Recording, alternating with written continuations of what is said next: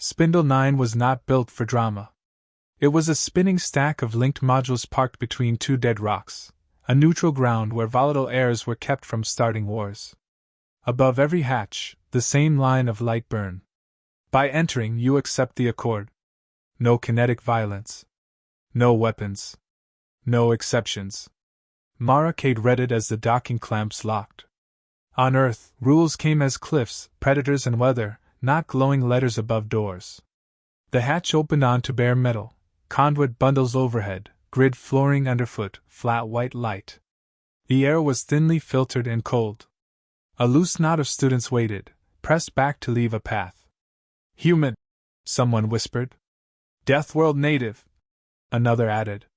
Mara kept her gray case over one shoulder and her hands free. She walked the center of the corridor, not grazing walls, not drifting toward anyone. Her boots rang softly on the deck. Halfway to the transit hub, the passage narrowed. Two corridors merged into one, squeezing bodies close until the flow slowed. Shoulders brushed. Breath warmed the air. Bad place, she thought. No space to slip. Nowhere to go if something big decides the middle is theirs. Something big decided. He stepped out of a side access with the slow ease of someone who never had to move aside. Heavy plates armored his frame in dark ridges marked with faintly glowing sigils. Her station implant flickered a brief overlay. Species Dravik. Mass estimate 310 kilograms. Status registered heir. He slid into the center, and the crowd folded away from him in a reflex wave. 3 more of his kind drifted in behind, turning the corridor into a funnel. Clear the lane, one of them called. The press of bodies shifted to the walls. Mara stayed where she was. Her case slipped from her shoulder and settled upright by her boot. Magnets caught the floor with a quiet click. The Dravik prince stopped when his shadow covered her. Secondary eyelids slid down and up, measuring. "You're in my lane, soft bone," he said. His voice had the weight of rock moving under pressure. "There's space on your left," Mara replied. "Take it." A few murmurs rippled along the corridor. No one here spoke to war heirs that directly. Spindle 9 existed partly so they didn't have to hear small words like, "No." His mouth plates flexed into a slow smile. His gaze dropped to the gray case. He lowered one heavy boot onto the handle, pinning it to the deck. "Then I take toll," he said. "You pass. This stays." Inside that unremarkable box were the 6 things she'd been allowed to carry from Earth. To him it was scrap metal. To her it was the last weight of home. Mara didn't reach for it. Instinct lined up in familiar patterns. High mass on her gear. Narrow corridor. No angle around him. The skin between her shoulders tingled, ghost of nights when unseen eyes had matched her footfalls on broken ground. She inhaled once, slow. On Earth, this would be the moment to run, climb, or strike. Here, the Accord locked those choices behind alarms. "No," she said. The word was quiet. The corridor heard it anyway. Voices frayed and fell away. A few devices lifted, lenses turning. The prince cocked his head. "No? Remove your foot," Mara said. "Once." One of his entourage snorted. "Hear that? Once." He liked it. Amusement rippled through the set of his plates. "You think you get to give me numbers?" he asked. "You've read the Accord. You can't hit me. You can't shove me. We both know which name the system flags first if anything moves too fast. The Accord isn't the one standing on my case," Mara said. "You are." He leaned closer, breath hot with recycled air and something metallic. "Then make me stop," he said softly. "Show them what a deathworld girl does when something bigger steps on her toys." "I don't make threats," Mara replied. "I give warnings." Her heart had started to climb, but her hands stayed open. Old routines tugged at her muscles, the urge to drop low, take joints, turn mass against itself. She let the urge move through and settle. Behind him, a crystalline student hugged their satchel tighter. On the opposite wall, a fragile being in a support shell pressed flat, eyes wide. He followed her glance, and his grin sharpened. "They're watching," he murmured. "If you back down, they learn you're tame. If you snap, you break the accord and end up spaced or shipped home in shame. Either way, little animal, I win." The word animal landed heavier than his boot. Mara let it register, then put it aside. There were smaller beings here who already felt like prey. If he taught them that different meant animal, some of them would believe it the first time someone bigger shoved them aside. "You're making a mistake," she said. "That's the point," he answered. "Mistakes are entertaining." He shifted more weight onto the case. Metal complained. Something inside bent with a muffled crack. Mara's fingers curled until her nails bit her palms. She relaxed them one by one. "This is your last chance to step back," she said. He laughed, loud enough to rattle conduit. "You hear that?" he called down the corridor. "Last chance? Name's Vorik. Replay that when you're bored. The human thinks she's handing out chances." He dragged his heel once, gouging a bright line down the case, then hooked it up with one claw and caught it as if it weighed nothing. The magnets let go with a reluctant clack. "Tribute accepted," he announced. "The human pays passage." Nervous laughter shivered along the walls. Some eyes clung to Mara a heartbeat longer, waiting for the stories about humans to come true. Screaming. Broken plates. Blood. She gave them none of that. Mara watched how Vorik turned away, how his arm swung with the weight of the case, how his followers matched his stride half a pace behind. She watched which overhead cameras tracked him, and which lingered on her. Only when the corridor had swallowed him did she crouch and prize a twisted scrap of casing from the floor. The edge sliced her thumb. A bead of red welled up, bright on gray. A small figure edged closer. "You just let him take it?" the student asked. Their voice clicked at the edges. "For now," Mara said. "You don't look angry." "I am," she answered. "That's why I'm careful. On Earth, anger kept you moving until you were safe. Here, it would have to keep her still until she found a way to make him stop without shattering the rule every air-breathing thing on this station depended on." She flexed her cut thumb, fixing the sting, his name and the sound of his laugh in the same place in her memory. She had given him one clear warning. He stepped on her case, laughed, and woke up as a ghost in someone else's story. Mara replayed the moment in her mind as she walked the long curve of Spindle 9's central ring. The station's rotation painted a slow artificial gravity beneath her feet, not enough to feel heavy, but enough to make sure everything that fell landed eventually. Including him. Her quarters were a rectangular cell lined with faint blue light strips. The bed folded from the wall. The sink whispered recycled steam. She set the bent scrap of her case on the desk and stared at it until the tightness in her chest settled into something quiet and hard. The Accord expected her to register disputes. So she did. It took 12 minutes of form fields and retinal checks. When the system assured her that a review board would evaluate the incident within 8 to 10 cycles, she knew exactly what that meant. Nothing would happen. Vorik would keep the case.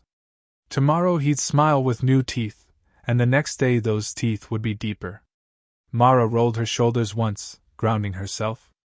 She remembered the mountains back home, air so sharp it sliced your lungs open, ridges where predators watched you from the fog, waiting for a misstep that wasn't allowed to happen. She had outlived all of that. She could outlive him. But outliving wasn't the goal. Stopping was.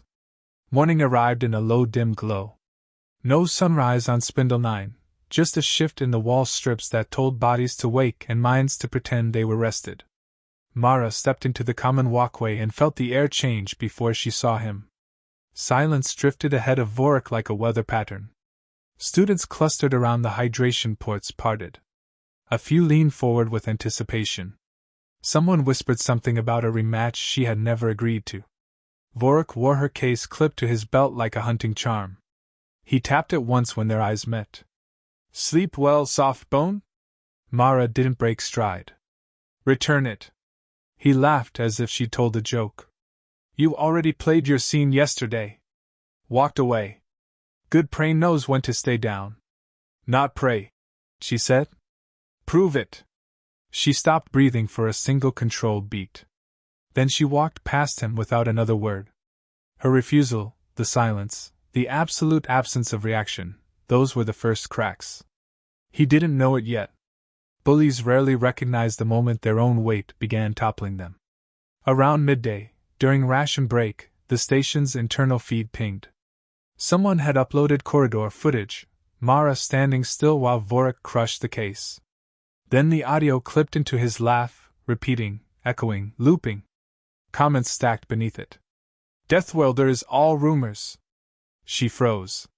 Can't even protect her own gear. Dravik heir showing dominance.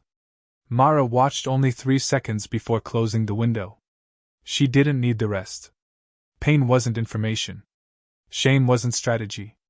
But something else was brewing. From the far table, a delicate shiver of glass-like limbs approached. The crystalline student from the corridor, Senri. They held their breath when standing near her, as if she might combust. You should know, Senri said, voice vibrating like thin wind chimes. He plans to escalate. Tonight. A public challenge. He wants an audience. Mara placed her ration spoon down. Did he say that? He said he wants to see you kneel.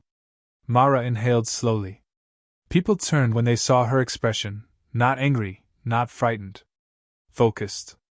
A calm that didn't belong in a metal cafeteria orbiting nowhere. Thank you, she said. Senri trembled. Do you want help? Other species will testify. No, Mara said. Not yet. The cafeteria doors hissed open. Vorik marched in at the center of a small parade of armored Dravik youths. His plates glowed faintly red with latent combat augmentation. He thrust his chin toward Mara. Deathworld girl.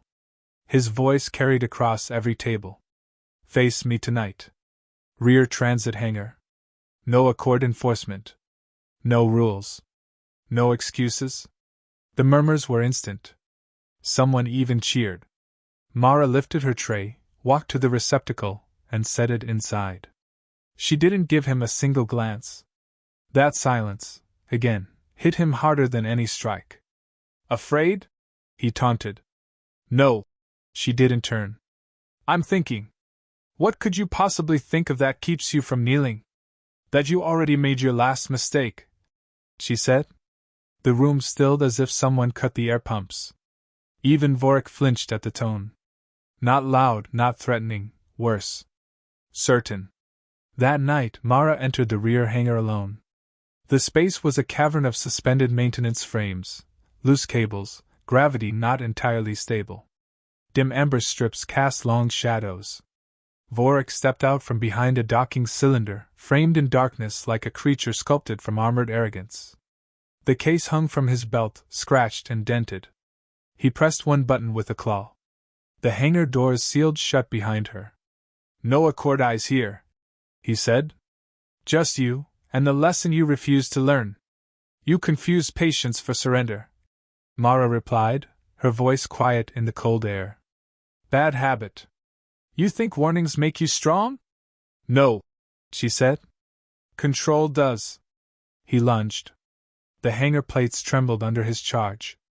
Mara shifted half a step, barely enough to register. He overshot. Metal screeched as he skidded, turned, slammed his arm where her head had been. She moved like she was slipping through seams in the air, each step precise, each breath measured. He swung again. She redirected the arm with 2 fingers and let his momentum carry him past. What are you doing? He snarled, panting. Showing you, she said, that you're the only one in this fight. He roared and activated his full augmentation. Plates shifted. Glow intensified. Power drowned the air. He vanished into speed. Mara closed her eyes for half a heartbeat. When she opened them, he was already a blur at her side, claws extended. She caught his wrist. One press. One twist. One controlled exhale. Black vapor erupted around him, not smoke, not fire, but displacement shock shredding moisture into drifting mist. His mass coiled inward, then vanished from the immediate space with a thunderous pop. His case fell to the floor with a lonely metallic ring. Silence. Alarm screamed 2 seconds later. Security rushed in. Instructors followed. Someone shouted, "Where is he? What did you do?" Mara lifted the case, brushed dust from its dented side, and said calmly, "He'll wake up in the med bay. I moved him before he hurt someone. Including me." The station would remember the sound that followed, not disbelief, not fear. Deference. The kind predators gave each other when the forest suddenly turned quiet. Mara walked past the guards without flinching, the corridor mist still dissolving behind her like the ghost of a bully who finally learned that warnings on Earth were not metaphors. They were mercy. And she had given him one. Exactly one.